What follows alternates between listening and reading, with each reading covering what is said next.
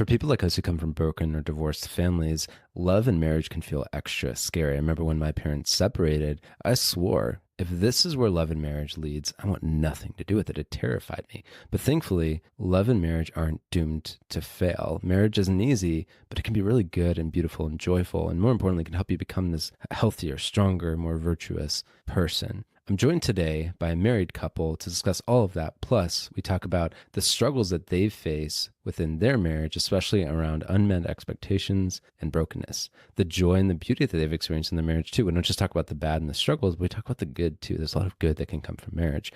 We also hit on the signs of a healthy marriage and family, how healthy marriages and families differ from broken marriages and families. We touch on how the rupture and repair cycle that often happens within marriage can actually make you stronger. And finally, talk about what topics you need to discuss with your significant other, your boyfriend, girlfriend, before you get married. And so if you want love, maybe you feel afraid or you feel held back in pursuing it, this episode will help you. Stay with us.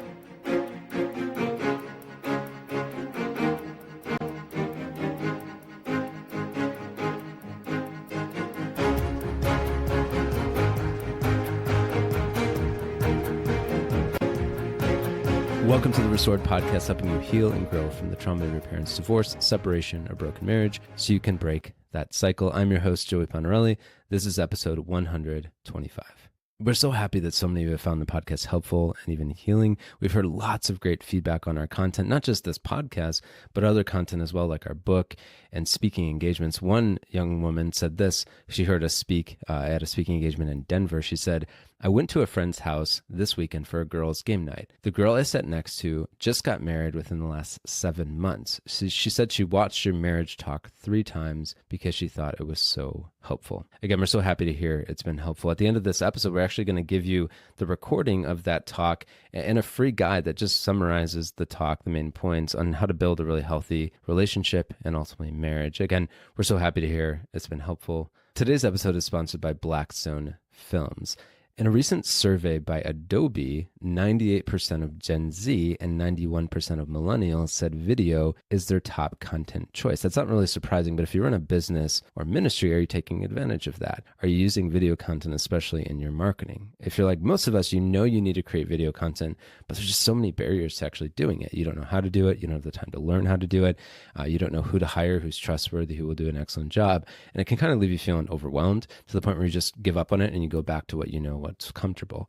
But that's where Blackstone Films can help you. They're a Catholic film and video production company that creates films that make you feel. They can create trailers, promo videos and commercials, social media videos, documentaries, fundraising videos, and courses. We actually produced 2 courses with them, had an excellent experience with their team. Whatever you need, Blackstone is obsessed about helping you not just create video content, but get a clear win for your business or your ministry, such as fundraise for your ministry, sell a course, get leads for your business, get students to sign up for your school, promote your event, and more. Blackstone has reached millions around the globe with their videos, and they can help you too. So if you want to view their past projects and the services that they offer, or schedule, a call, send them an email, you can go to blackstonefilms.co, and it's not .com, blackstonefilms.co, or just click on the link in the show notes. I'm joined today by 2 guests, Michael and Rachel Villanueva. Michael and Rachel were married in July 2017 after an adventurous and unexpected journey. Both have a passion for sharing God's incredible plan for marriage, family, and human sexuality, having earned their master's from the John Paul II Institute for Studies on Marriage and Family in Washington, DC. Their podcast, All Things Nueva, has proven to be an effective companion to their speaking and teaching ministry and can be found wherever you listen to podcasts. Once, when they were first getting to know each other, Rachel told Michael that they couldn't be friends since he didn't drink coffee. Michael now drinks coffee. They currently reside in Phoenix and have 5 children, 1 in heaven and 4 on earth. So if you couldn't tell in this episode, we're going to talk a bit about God and faith. And if you don't believe in God, you're totally welcome here. Anyone who's been listening to the show for a while knows that we're not a strictly religious podcast.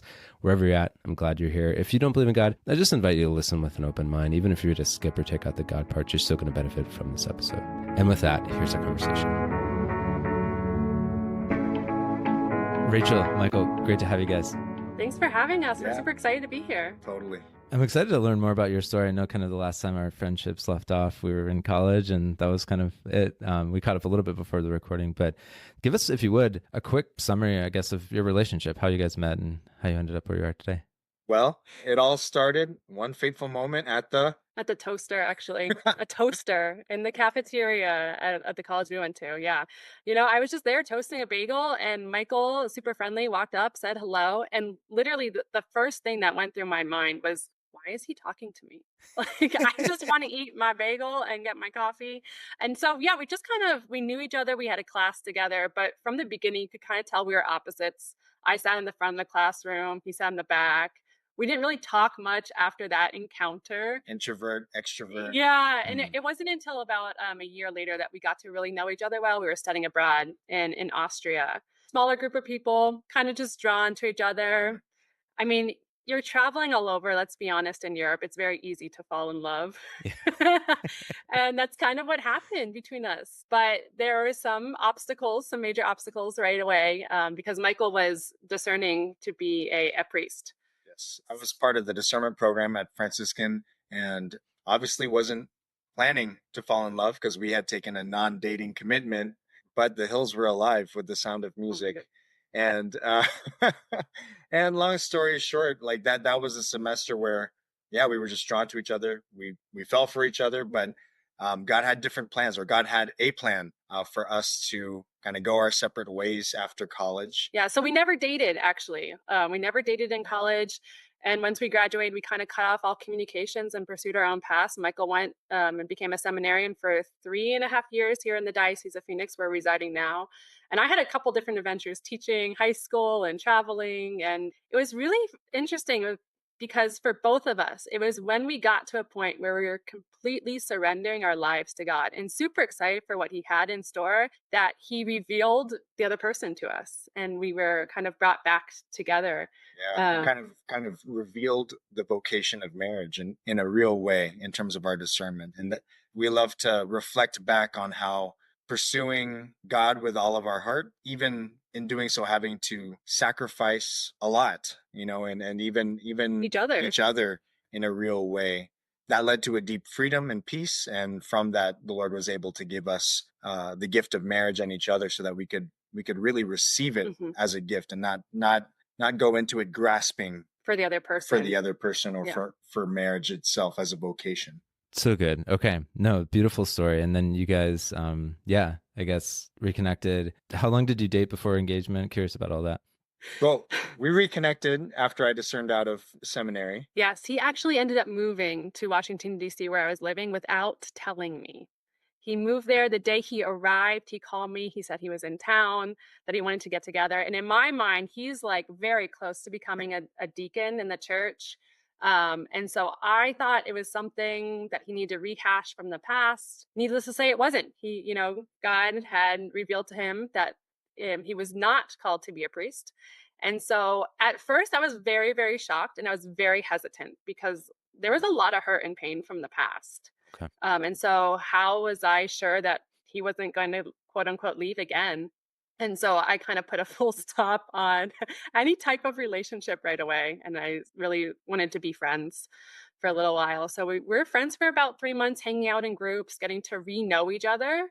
And then we started dating, and we dated for 9 months. We dated for 9 months, got engaged. We were engaged for 7 months and then married in July of 2017. I'm the one that always forgets. So we'll be married 7 years Yeah, this coming year. this year.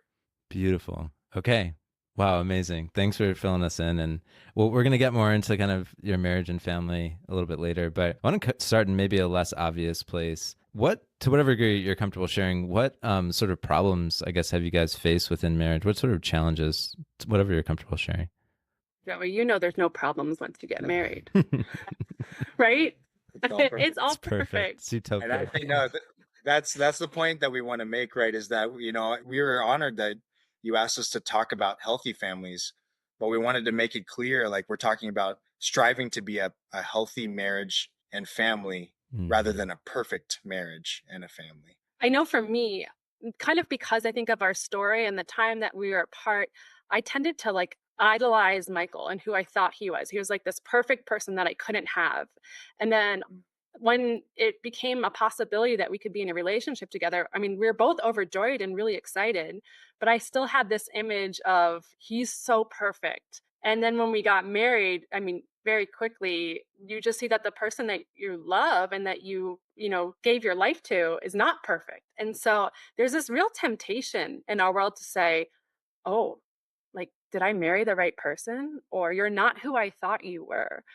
And I think there's a little bit of a truth to that. But I think the real thing that we need to recognize was the problem wasn't with Michael, because no person is going to be perfect.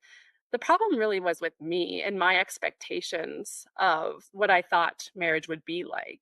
Mm. And The idealized version. yeah, the idealized version, because the reality is, I mean, we're all on a journey. And what marriage is inviting another person to walk with you on that journey towards wholeness and towards healing. And so when you come up against, you know, issues or problems or struggles and trials, it's not like, I'm going to turn away from you.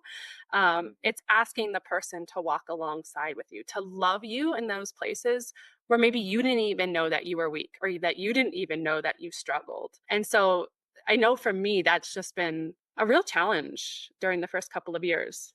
Wow, you went deep really quick.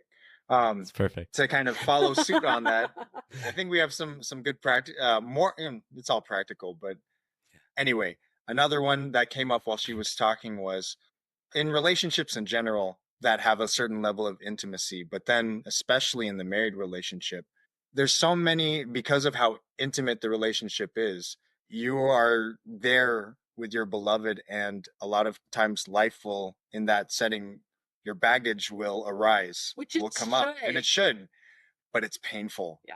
And so I think one of the big struggles was having the person that you love, that you've given your life to, witness all of your baggage, all of your, can I say crap, all of that coming out in real life, and having to navigate that. And it's a risk because you're like, we've given our lives to each other, but will you still love me? Is this too much? Is this too much? Yeah, if I show this part of myself, if you've seen me really like Yeah. yell at the kids or yell Yeah. at you, are you going to walk away? Is this Are too you- much for you?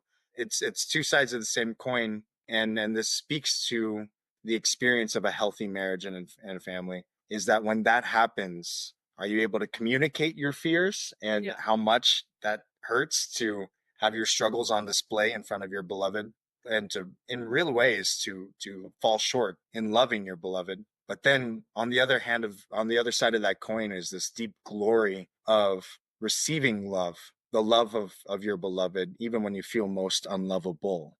That truly has been the experience of the love of God through my spouse in those situations.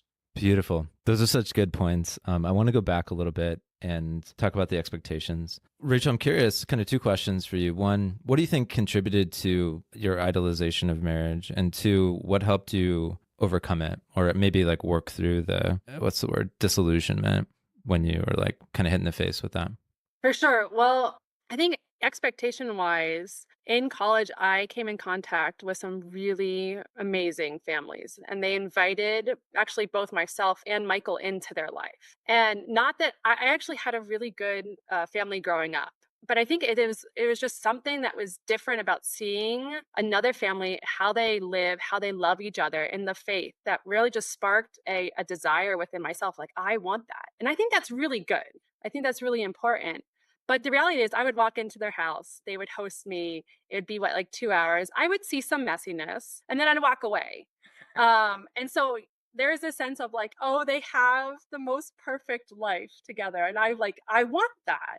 And then when you get married and you're living with somebody day in and day out, and difficulties hit you, exhaustion hits you, just the struggle of daily life, you're like, but there's a temptation to say, this doesn't look like the way I thought it would.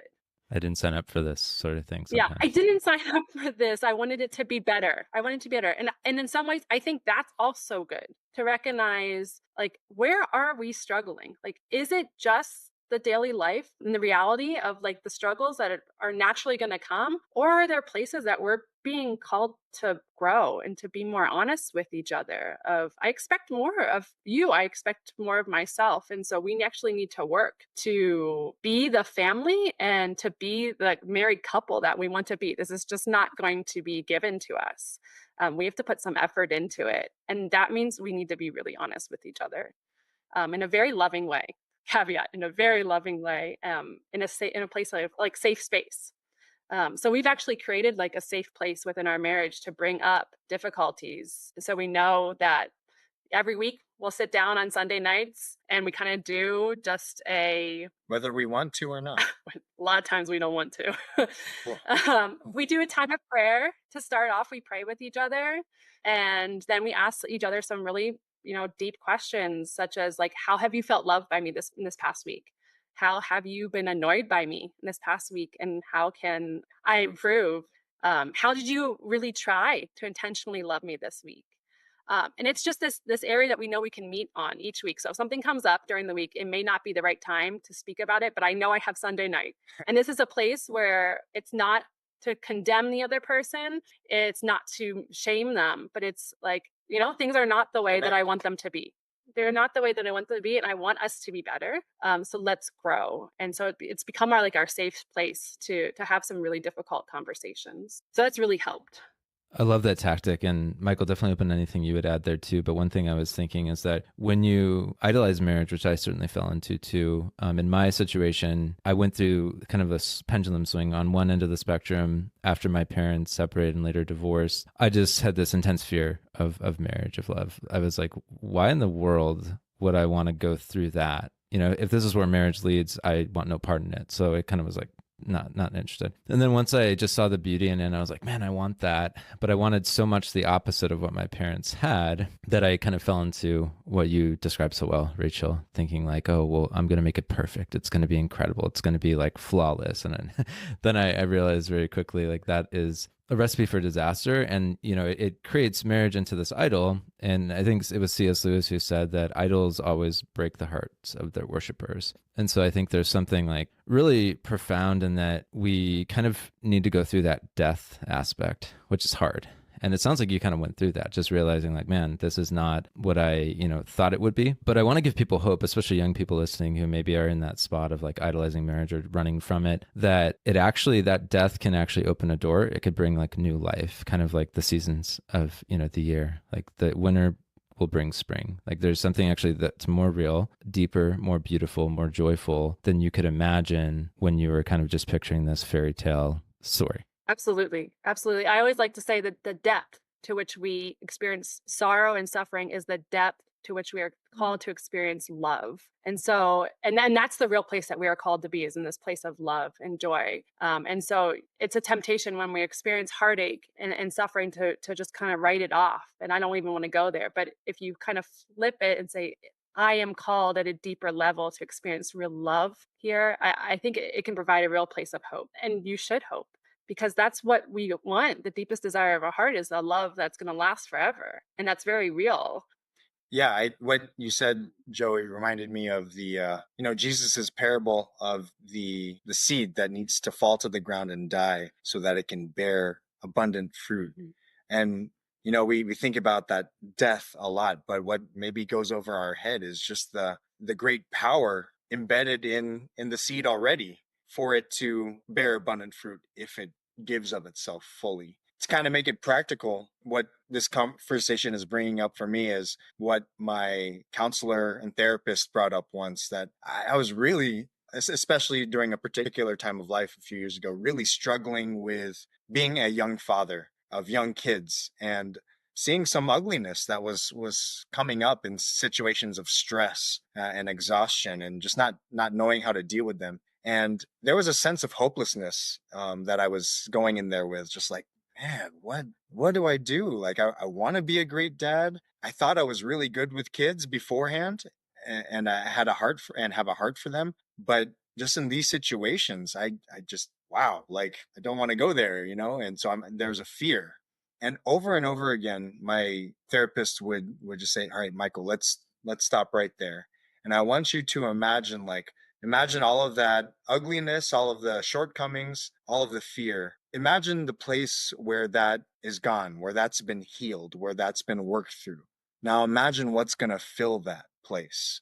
If in terms of healing, in terms of goodness, in terms of what you were truly made for, to be in terms of a husband and a father. Like imagine the good that vacuum opens up now. Like what would that look like? And I just remember that reshifting my whole perspective of not necessarily forgetting about the struggles, but reorienting them. Like this needs to be worked on, but there's so much good that is inside of me that I'm meant for. And with God's grace and real help, from counselors, spiritual directors, my wife, and effort, hard work, what good can be truly in its place. So that gave a real sense of hope. Beautiful. No, I love that. I think one of the things I've noticed in my own life is when we go through those sorts of transformations where we truly like turn a corner, we see some real improvement in our lives, like kind of a measurable improvement, not necessarily with numbers, but things we can like recognize that like, wow, I'm a different person now. I think we kind of forget them over the years. I think it's kind of like we, just go through life. Like it's a grind at times. It's stressful. There's a lot in our minds. There's a lot to do, never enough time to do it. And I think we can forget those transformations, but I think they're important to remember for maybe this reason, among others, that they kind of prove to us that we can further transform. Because I know for me, so often when I'm facing like a problem in my life where I'm like, okay, I realize like there's some virtue needs to be built in this area, or I need to, change this or change that. You can feel stuck. It can feel really debilitating. It can feel like, man, I can't really get past that. But remembering that you have done this in the past, I think is really beautiful. And then of course, as both of us would say, like God's grace is going to play a major role in that as well. But I think that's really, really important. But I know we could talk forever about all of this. I did want to go back to something else you guys said, which I think is really important and our audience will want to hear more about. And that is just this reality of like vulnerability, baggage, messiness, kind of showing up within marriage. I think that could be a very sobering experience, especially if it starts to happen in like a dating relationship where, Rachel, like you said, you kind of this kind of like even idolized version of Michael in your mind. You knew kind of about him, but maybe didn't know the real him, or at least didn't get to those depths at that point. And so I'm just curious, when it comes to that, like, is there any advice you'd have for people who are maybe in that stage now? Like they're kind of struggling with that. Like, man, I thought this person was different. Now I'm realizing they're not. And I know this looks different in dating, because if it's like a major thing, maybe you should break up. Like there's nothing wrong with that. In marriage, obviously if you've made that commitment, it needs to be worked through. Maybe there is some serious things that need to happen in order to hopefully heal the marriage. But I'm just curious, maybe hit on both of those, the dating side of it and then the marriage side. If someone's kind of just woken up to the fact they're not the person I thought that they would be, like, what advice would you give them? Yeah, I think let's just start at dating. That's probably the best. And like you said, Joey, I mean, when you're dating and you come across this person maybe who's acting in a way, or you find out parts about them that you didn't expect, there can be real red flags. So, any type of abuse, that's an absolute red flag. Lying can be like a red flag. We've actually encountered a lot of couples who there's pornography use in the dating relationship, and we do say that's a red flag. I would say, like, in general, when you have these red flags, it's not as if, okay, I need to cut off this relationship right away, unless I would say there's abuse, This is extreme, yeah, extreme and abuse. then to that, Yeah. abuse is pretty extreme. But it's more of like, is this person willing to go through the process of healing? Because that's what marriage is in a lot of ways. Is it's an ongoing process of healing, of sanctification, of growing in virtue. And so if you are dating somebody and you realize that they use pornography, is this person willing to give it up? Are they willing to go through that process of really being restored and healed? And if they are, I would say continue on with that relationship. Maybe hit a pause of like, it's not a good idea to enter into engagement in a marriage right now, but let's get the help that we need so that we can move forward if that's what we're being called to. Do you want to add anything else? I mean, the word that's coming up is accountability, to come up with a plan for accountability together. This is a great way in dating to further discern your call to marriage. Can we work together to help each other grow in these real important ways? The important thing for that is accountability, to make this really concrete. pornography exposure and then addiction and then a real long struggle of seeking freedom, is a huge part of my story, maturing as a man. And even after my conversion in high school, then going through college, in seminary, and then grad school, and then in the beginnings of our dating, like I said, there was this struggle for freedom. But as we were closing in on engagement, just really getting serious about that, I knew that that I loved her, that I wanted to love her as much as possible. And I knew pornography did not fit in that picture at all, even for myself too, but especially with her in this picture. And so I knew, and this came through, prayer, advice from trusted people, advisors, etc. I knew that I needed to be honest with her about that struggle in the appropriate ways, in very prudent ways, in terms of details and things like that. And also to tell her of my conviction that this needed to be rooted out completely. I'm willing to do it, but I need help. And so we were able to have that conversation, thanks be to God. And it wasn't just left at that. At that point, we were able to really work together on an accountability plan. Every week we committed at a particular time and day, we would, she committed to being intentional of asking me how I was doing. Have I fallen to those things? And I committed to being completely honest about that. And that was just one facet. I mean, we That's one. found necessary then for Michael to have accountability with some really good male friends of his to continue his counseling that it was already ongoing, and to seek time to actually pray together, to pray for his own healing. So all of those things kind of made up our story. And so that's why I say when you see red flags in dating, it's not automatically I need to move on. Because if you're gonna do that, you're never gonna get married. That's Well, honest. and I'll share the success story too. I mean, I know it could look different, it could be a lifelong struggle even after that accountability. But in our story, thanks be to God, I stand before you Sit. virtually. Yeah, sit before you virtually. 8 years free of pornography. And that's in God's grace, accountability of my spouse, and my love for her. So, I mean, So good. I guess then in marriage, when things come up like they always will, it really depends on the issue. Whether this is just like, are we learning how to parent together, which is a really big deal. Let's be honest, or is it something like pornography or your some type of manipulation in the marriage where hey, this is not okay, and maybe this is not just reading some books together and some articles online and having conversations. We need to seek outside help. We need to bring somebody else into this relationship to help us navigate what's going on so that we can truly love and we can truly be loved here. Well, this happened during engagement, but as to what you said, like, are you comfortable sharing more about, when we got engaged, your journey with anxiety? Sure. I mean, when Michael and I actually started dating, I was not quite sure about him She was happy for and 3 about hours. yeah, and about what what could be because he had kind of said no in the past. There was a real fear.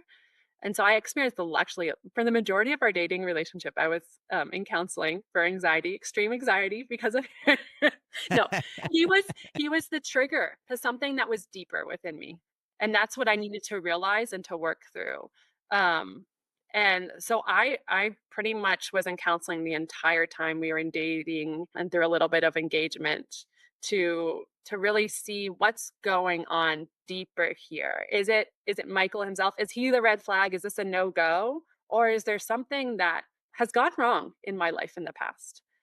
Many different times that this is triggering those emotions, those feelings, that woundedness that I really need to look into and peer into. And I So felt honored Yeah. being invited into that journey. Like, as yes, at I that was time your very boyfriend and then fiance, like, to be invited into that journey with you in the appropriate ways, to pray for you, to support you, I think we even went to a counseling session together. together, Mhm. Beautiful. Yeah. and worked through some of that stuff too. And that's why with dating advice, especially, it's so tempting to be like, is this person the one? Is this person the one? And then if you come up against struggles or difficulties, like, is this person the one? And my advice is always is like, don't ask that question. Do I want to be with this person today? Like, do I desire to be with them today? And if I do, then let's keep moving forward. And until I have a very real reason that's not fear-based, that I don't want to be with them anymore, then keep going. Like, keep saying yes. Keep being vulnerable. Um, Really good stuff. Thanks for breaking down both. That was a big question, but I love what you guys said. And I think, yeah, I think there's a lot of landmines that I think people step on in the dating world and then also within marriage. One of them, yeah, like when these things do come to light, these struggles, that we often maybe just run in the opposite direction. And that might not be the right course of action. In some cases it is, in other cases it's not. And so that's where it's so important, like you were just saying, to have people in your life who are speaking in those relationships. And what I always advise young people to do is like, don't just like wait for that to show up, wait for people to kind of give you feedback, actively seek it out. And ask those hard questions that maybe you don't really want to know the answer to, but asking questions as simple as like, mom or dad, if you can have that conversation, if you can't, your close friends, like, do you see any red flags in this relationship? Mm-hmm. And those are like really serious things that are really helpful questions to ask, because then you can understand if this person is the right person for you. But I think one of the worst pieces of advice that I had heard was that any lack of peace in a relationship is a sign that it's not meant to be. I think it's like really, okay, it seems like we're on the same page there. I think it's really bad advice, because especially with my experience, and Rachel, it sounds like your experience, there can be something underneath it all that is causing the anxiety, the fear, the lack of peace, not necessarily that the person isn't the right one for you. Yeah. So definitely on the same page with you guys there. I feel free to comment on any of that, but I did have one question. I think there is this like delicate line to walk where it can be easy when one person in the relationship is struggling, whether you're dating or married, but I think it's more prominent in dating, to be the savior, to be the one who kind of shows up and just says, well, I'm going to solve all your problems. I am going to be the source of your healing, as opposed to someone who's kind of walking with you, supporting you, loving you through it, but not necessarily the one who is, providing all of that healing. So I'm just curious if you have any quick advice on that. Like, how do you already alluded to it a little bit, how there were multiple people involved helping you, but any other advice you'd add in terms of not kind of becoming that savior? I think in terms of looking ourselves in the mirror and being striving for humility, we should try and get to the point where on a daily basis where we're not the savior, right? We're not someone's savior. As her husband, like, there have been times where she, we're struggling with something in our marriage, or there's something happening that's causing anxiety or fear or sadness or hope, but like we don't know if it's going to be fulfilled, that hope. And I'm struggling within myself, but I see my wife struggling, and that's a whole nother layer.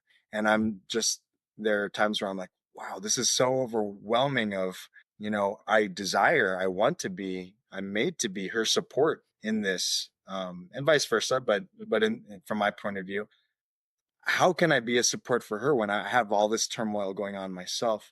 And so that's a good indication in the midst of the chaos that I can't be her savior, but I am in a way her sacrament. And so I need to go to the source of that sacrament. I need to go to Christ and be like, Jesus, I'm on my knees here. I need you to provide for me, be my stability, be my pillar, be my strength, so that I can, one, be healthy and whole, but two, turn to my wife and be able to give that strength, provide that strength that you give in our marriage. Yeah, I think it's just in general, it's so important, whether you're in a dating relationship, whether you're married, whether you're single, that you realize you can't fix yourself. And if you have this idea that I can't fix myself and I need God, I need a relationship with somebody who can come in and love me in the places that I'm struggling to love myself.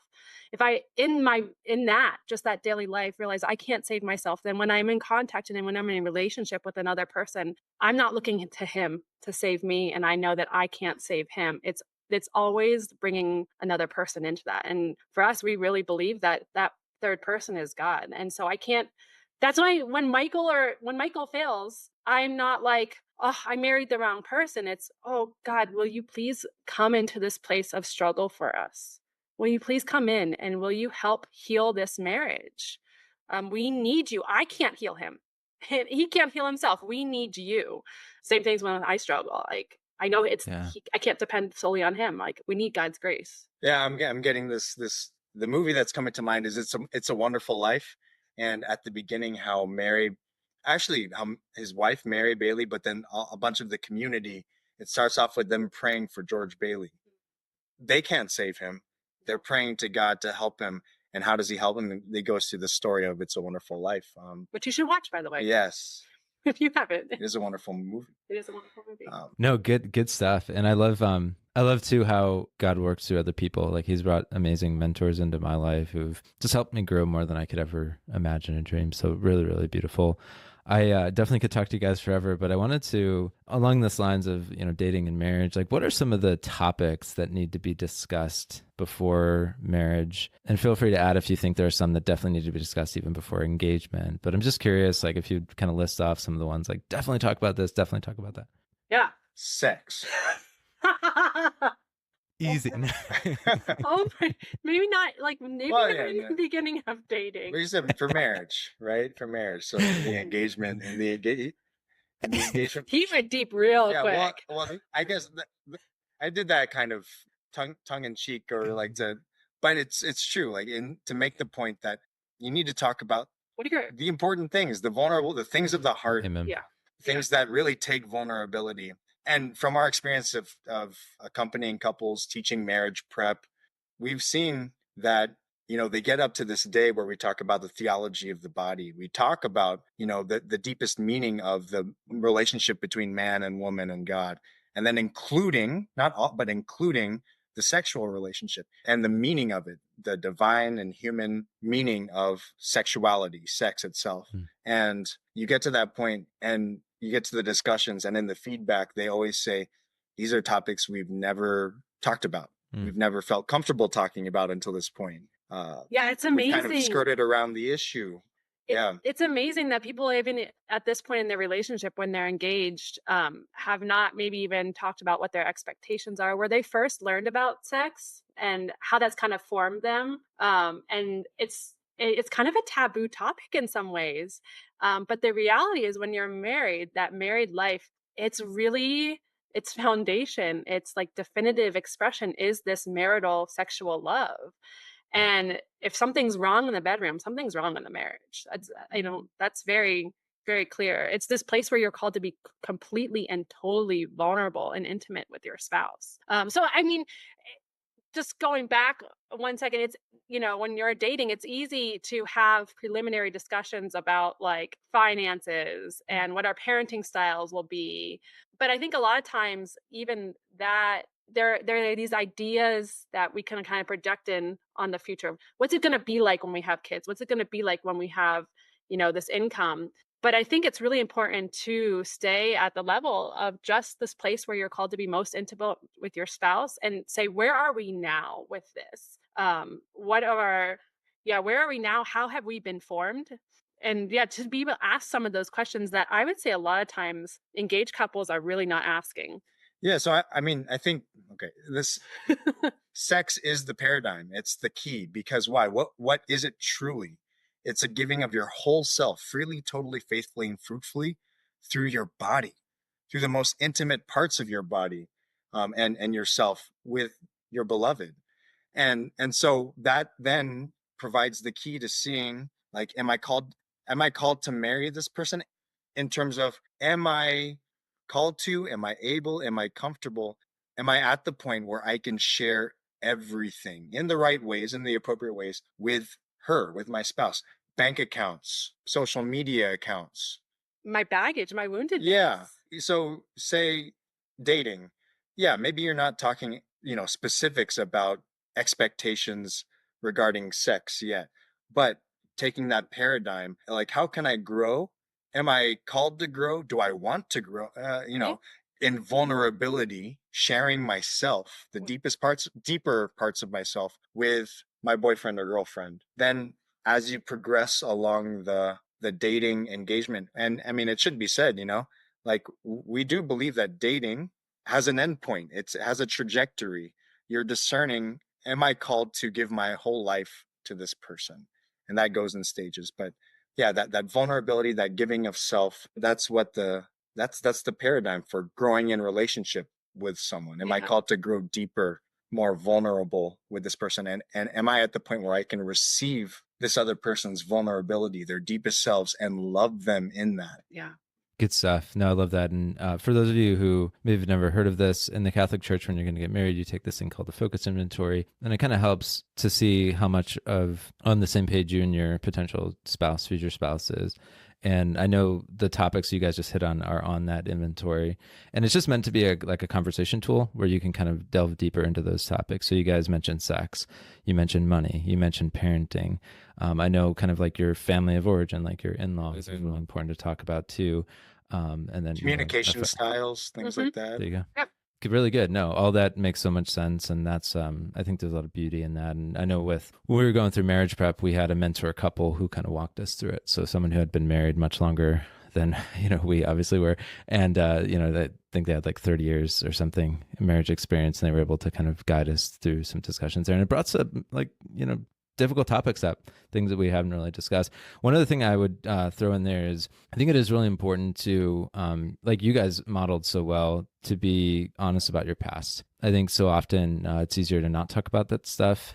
There is a balance, like you mentioned, Michael, like you don't need to divulge every little graphic detail of maybe, sexual mistakes you made, but it is really important. So I remember, having that conversation with my now wife when we were just dating before we got engaged. I knew that was important for me to kind of open up to her about those things before, asking her to marry me. And so that was a really painful day, difficult conversation, but a really good and fruitful one as well. So moving on from there, though, because we only have so much time left, I wanted to ask you guys, if you would, to kind of bring us into like the joyful, beautiful parts of your marriage. I think, like I mentioned before, so often when we come from broken families, we, run from marriage. And I think what we need to be shown is that marriage can actually be really beautiful. It can be really joyful. It can be really, really good. And so I think, if you would kind of take us into that, like share us, paint a picture of kind of how the good and the beautiful has existed in your families.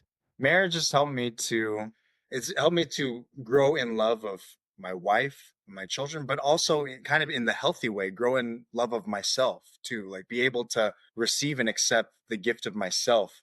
Why? Because I've seen love in the eyes of the other person looking back at me, even when I feel most unlovable.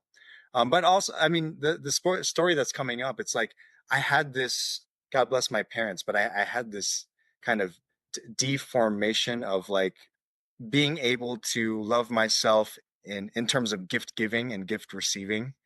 And I love sports. I love like sports gear and things like that, basketball jerseys and things like that. And but I, because of the circumstances of life, we were forced to live very frugally growing up, and that was probably the most prudent thing. But that caused this idea of this rebellion against material things. Like, I can't, more of like to the extreme of material things are not important. It's the spiritual that's important. But these were things that really made me, but anyway, to get to the point, first year of marriage, my birthday was coming up, and I was like, there were things I really like loved and wanted and were excited about. They came out with the new NBA basketball jerseys, and I was just like, yeah, they were so cool. And she could tell, like, me looking them up and just researching them and just enjoying them. But when it came to my birthday, she kept asking me, like, what do you want? What do you want? And I was like, I don't know. I don't know. And I knew, but I was too afraid to ask. I was too afraid to say this, it costs too much money or whatever. It's not needed. And she was like, Michael, what about the jerseys you've been looking at? Something like that. And that, as small as it may seem, was a huge act of like being loved in who I am, my joys, receiving healing, interior healing, a shift in vision that I can be delighted in. I can be rejoiced and celebrated in a way that I would really receive love. And so, take that, and then, I mean, that was already a big thing, but that's kind of also an image for the joyful moments that I've experienced being married to this lady. I would say, I mean, for me, I'm thinking of like the times where I've been so overwhelmed and I'm like, I just need like a moment out of the house. And sometimes there have been certain times where I'll go out and I get this moment and I'm like, darn it, I want to be back in that craziness. Like I would choose that any day over this moment of loneliness Careful, this is recorded. that I'm experiencing right now. Okay, that doesn't happen all the time, but sometimes. And it's that idea that I have my people, like, and I'm a part of a family, and a family that loves me, and that it's a safe place to fail. It's a place where at the end of the day, oh gosh, love these little children. At the end of the day, where it's like, this has been the worst day ever. And I ask the kids, like, how was your day? And they're like, it's the best day ever. And it puts everything in perspective to me that, for them, those hiccups that I experience, those struggles, like the fact that we're just all here together, really trying to love each other, for them, this is the best thing. And it's really helped me it's really helped me rejoice in this gift that I've been given. Yeah, you made me think of too, like walking with Rachel, and like as her husband, seeing the times where she is struggling with something, and then God provides for her in a particular way, in terms of I'm thinking in terms of like friendships that God has kind of just provided when she's needed it the most. To see her kind of grow through that has brought so much joy to my heart. And then that it's extended to, our kids, when we see them just growing as people, and you see their particular personalities come out. Magdalena, our oldest, she's so caring, and she has this friend, this great friend. They're thick as thieves. But I remember this friend, they were young, still really young. She got upset, and I saw right away, she started crying, and I saw Magdalena's eyes get really big, really concerned, and she ran off trying to find a toy to give to her to console her. Like those moments where, yeah, I'm just inspired by my kids, and I'm just led to gratitude and joy. And yeah, those are really bright moments of thanksgiving and gratitude, and for the gift of marriage and family. Life is meant to be shared. That's just no other way around it. You're meant to live in communion with others. So good. Thanks for sharing all that. And no, I remember the researcher Brene Brown saying that in the absence of love and belonging, there's always suffering. And another way I guess to say that is like you said, Rachel, we're made for love, we're made for belonging, like we're made for other people. And certainly there's challenges that come along with that, but there's so much good and so much beauty. And yeah, just kind of reflecting on how I might answer this question, I was just thinking like, yeah, there's like a lot of challenges within marriage and family life, but there's so much good. Kids just say the cutest, most hilarious thing. I remember one morning I was up with my daughter, up with Lucy, and I was asking her, hey Lucy, like what do you want for breakfast? And she's like, I want ice cream for breakfast. I was like that's a good answer, but it's not very common, I said, to eat ice cream for breakfast. And she looks at me, she's like, no, it's really common. You don't understand. So like, you got me. And like a million and one other cute things. I have like a note on my phone, like Apple Note on my phone, of just like ridiculously cute things that she said, and just like love seeing, her kind of experiencing things for the first time, and just how much love like she has for us too is really, really beautiful. Just like the affection, or like you guys described with your daughter, she's just like is very empathetic. Like if we go anywhere and a baby's like crying off way in the distance, she's like, I heard that. she's like, baby's sad. Like, yeah. So there's a lot of beauty there, and it's just really my favorite part of the day, just spending time with her. But yeah, when within marriage, I think too, there are a lot of different seasons. I think that's an important thing to mention too, where you're going through like just harder times, and there's times where it's like more joyful and less challenging. And yeah, I think both kind of play on each other. And yeah, I remember just traveling with my wife has been one of the funnest things. We haven't been able to do a lot recently, but years ago we, went to Italy, and we had like just a beautiful trip there. And there were certainly some challenges even on the trip. I'm not going to like sugarcoat that, but like those like kind of peaks, the highlight moments were just like, gosh, this is bliss, this is heavenly. And so I think, if you expect your marriage to be like that constantly, you're going to be disappointed. But there certainly is a lot of that along the way. And the harder I think you work at your marriage, at making it healthy, the more those that will come about. And you can actually kind of engineer them. You can create those too, with some creativity. You don't just need to like throw money at things like taking really expensive trips and things like that. So anyway, a lot of good stuff there that you guys shared. Thank you so much for that. I want to talk to you guys forever, but I do want to kind of end on this note of just kind of what are some of the signs of a healthy marriage and family. I think this is really important to see, because so often in our world we see dysfunctional, broken families and marriages. And so kind of what would you guys say are some of the signs signs of a healthy marriage and family? I'm going to start. Can you say I'm sorry to each other? Mm. That means Mm. everybody within the family. And that's something I've learned.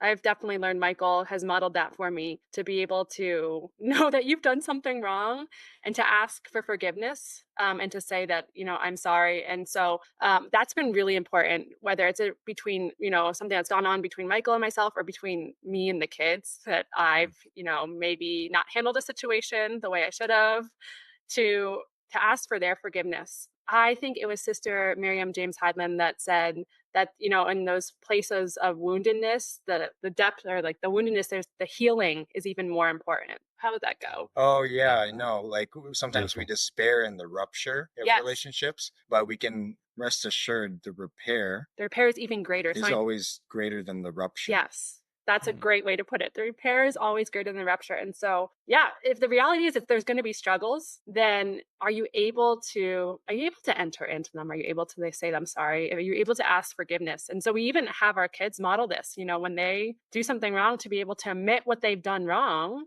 and ask like, "Do you forgive me?" And then for the other child to be saying like, "Yes, I forgive you," which happens all the time because they're so generous with their love. And it's just that's been really helpful Yeah. for me. How about you? I heard a father of the bride say once at a wedding, like, there's the three important words, three beautiful words, I love you. But then he talked about in marriage, sometimes the more important words in the moment are other three words, I am sorry and I forgive you. And I'm like, oh, wow. And I think that goes to the fact that the family and marriage is like the whole gift of it is the fact that it's supposed to be the model and the experience of love, true love, divine love, love that lasts forever, even when we feel most unlovable, even when we've done things wrong or messed up. So I second that wholeheartedly. Can you apologize truly, and can you forgive truly? That's a great sign. Other signs I thought of were we're not talking about, happy go lucky all the time, but there should be a abiding sense of joy that radiates from a healthy, not perfect, healthy family, not all the time, but an abiding sense Yeah. of joy and gratitude. And I think that that comes when the family is not turned in on itself, Hmm. but realizes that they're seeking that source of joy from outside themselves, whether that be, other families or especially ultimately God. Like we're all relying on God here. Right? We are. And so I think really a joyful family is a faithful family. Yeah, well, I mean, let's go there. I mean, because our encouragement, our conviction is that, God is the one who is faithful.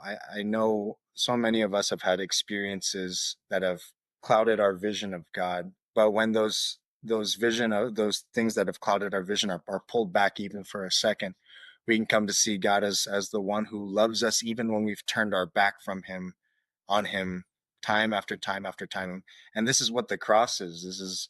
It's not just kind of the symbol of Christianity or our leader who rose from the dead, defeated death, but someone who went to the end of death, of who went to the end of love and rejection by his own people, and yet he never turned his back.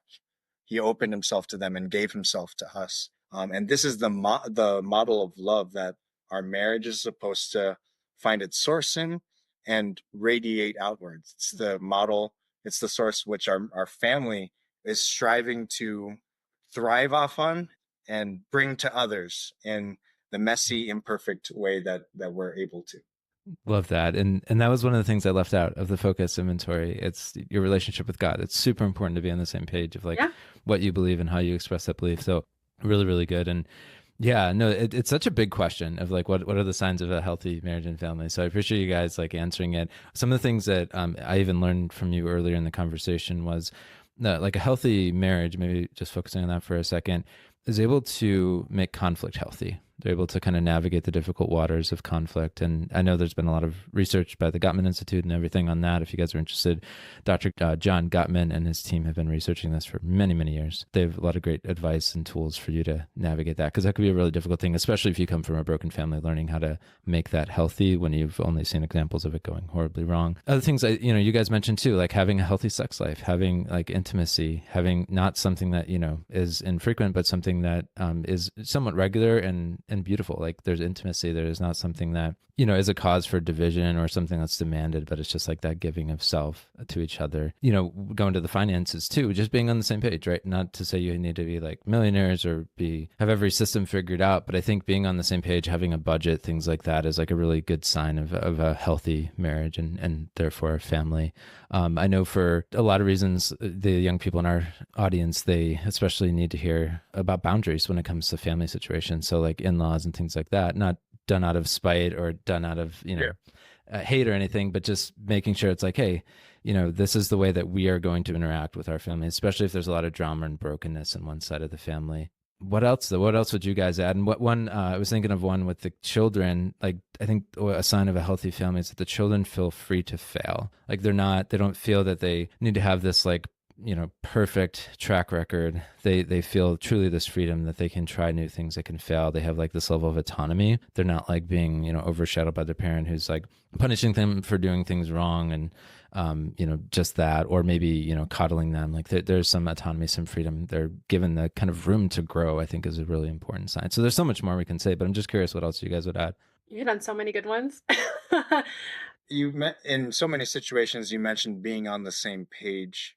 And so, yeah, that really gets to the communication, being on the same page in terms of how we discipline our children, Hmm. in terms of, yes, helping them to understand where the boundaries. But something that Rachel's really, read about and encouraged me to think about and embrace is how is our discipline helping form them as persons, not just control their behavior, right? And so Really good. and that's really the loving approach to discipline, to parenting. But yeah, that's been such a place of conflict, then needing to resolve that conflict and get on the same page, and then trying to work together. So Yeah, no, Joey, I think you really had something when you said that giving the child a safe place to fail. I think it really is the family. The family needs to be the safe place where I can fail and where I know I'm going to be loved.